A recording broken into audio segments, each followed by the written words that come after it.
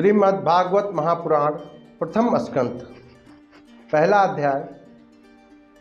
श्री सूत जी से शौनकादि ऋषियों का प्रश्न, जिससे इस जगत की सृष्टि, स्थिति और प्रलय होते हैं, क्योंकि वह सभी सद्रूप पदार्थों से अनुगत है और असत पदार्थों से पृथक है। जड़ नहीं है, चेतन है, परतंत्र नहीं है, स्वयं प्रकाश है।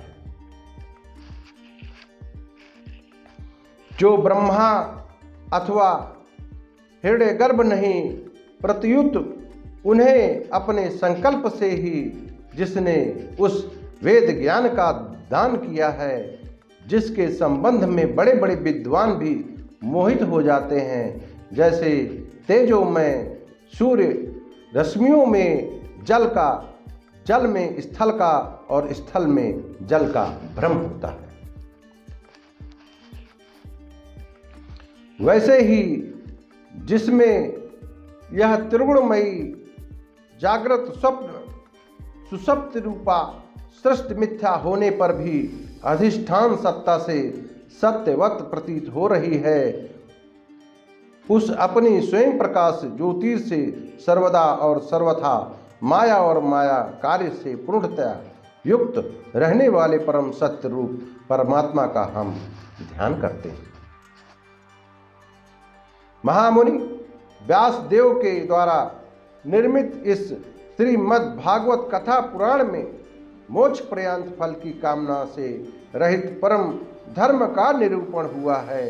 इसमें शुद्धांतःकरण सत्पुरुषों के जानने योग्य उस वास्तविक वस्तु परमात्मा का निरूपण हुआ है, जो तीनों तापों का जड़ से नाश करने वाली और परम कल्याण देने वाली है।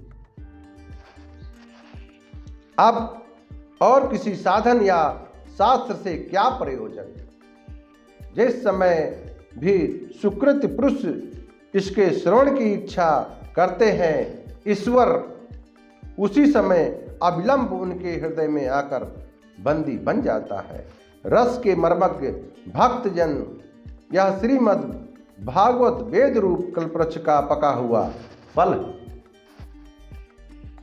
श्री सुखदेव रूप तोते के मुख का संबंध हो जाने से यह परमानंदमयी सुधा से परिपूर्ण हो गया है। इस फल में छिलका, गुठली आदि ताज्य अंश तनिक भी नहीं है। यह मूर्तिमान रस है। जब तक शरीर में चेतना रहे, तब तक इस दिव्य भागवत रस का निरंतर बार बार पान करते रहो। यह पृथ्वी पर ही सुलभ है। एक बार भगवान विष्णु यों देवताओं के परम पुण्यमय क्षेत्र नौमी श्रावण में शौनकादि ऋषियों ने भागवत प्राप्त की इच्छा से सहस्त्र वर्षों में पूरे होने वाले एक महान यज्ञ का अनुष्ठान किया। एक दिन उन लोगों ने प्रातःकाल अग्निहोत्र आदि नित्य कर्तव्यों से निवृत्त होकर सूत जी का पूजन किया और उन्हें ऊंचे आसन पर बैठाकर बड़े आदर से यह प्रश्न किया। ऋषियों ने कहा, सूत जी, आप निष्पाप हैं। आपने समस्त इतिहास, पुराण और धर्म शास्त्रों का विधि पूर्वक अध्ययन किया है तथा उनकी भली भांति व्याख्या भी की है। वेद वेदताओं में श्रेष्ठ भगवान वादरायण ने यों भगवान ने सगुण निर्गुण रूप को जानने वाले दूसरे मुनियों ने जो कुछ जाना है, उन्हें जिन विषयों का ज्ञान है, वह सब आप वास्तविक रूप से जानते हैं। आपका हृदय बड़ा ही सरल और शुद्ध है।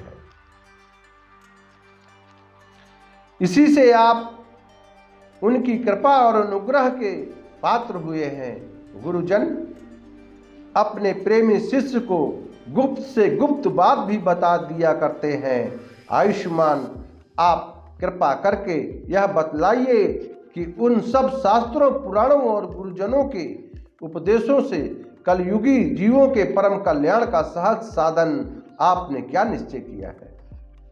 आप संत समाज के भूषण हैं। इस कलयुग में प्रायः लोगों की आयु कम हो गई है। साधन करने में लोगों की रुचि और प्रवृत्ति भी नहीं है। लोग आलसी हो गए हैं। उनका भाग्य तो मंद है ही, समझ भी थोड़ी है।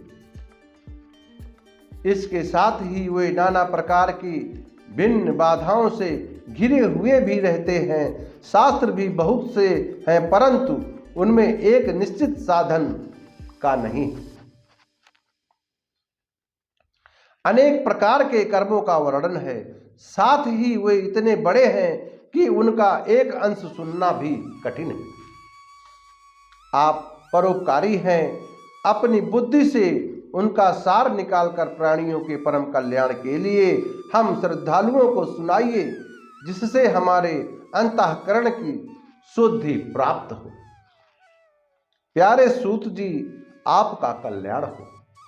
आप तो जानते हैं कि यदि वंशियों के रक्षक भक्त वत्सल भगवान श्री कृष्ण वासुदेव जी की धर्मपत्नी देवकी के गर्भ से क्या करने की इच्छा से अवतीर्ण हुए थे, हम उसे सुनाना चाहते हैं। आप कृपा करके हमारे लिए उसका वर्णन कीजिए।